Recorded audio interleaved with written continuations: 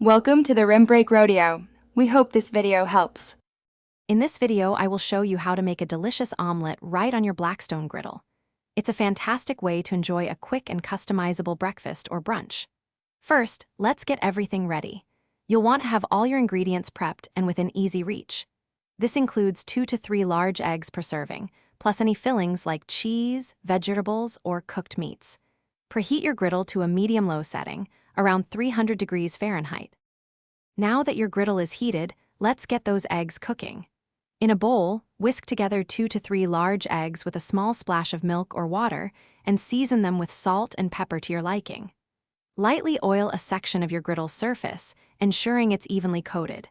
Then, pour the egg mixture directly onto the griddle, spreading it gently into a thin, even circle. This forms the perfect base for your omelet. As the edges of your egg mixture begin to set and the center is still slightly moist, it's time for the delicious fillings. Carefully add your chosen ingredients, like shredded cheese, sautéed mushrooms, or cooked ham, onto just one half of the omelet. Allow these fillings to warm through for about 1 minute.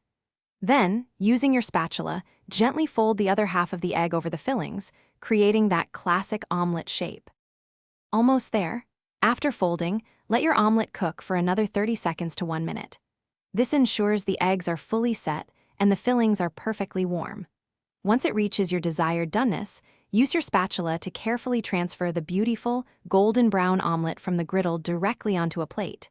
Garnish with fresh chives or a sprinkle of extra cheese if you wish. Enjoy your perfectly cooked Blackstone omelet. Thanks for watching.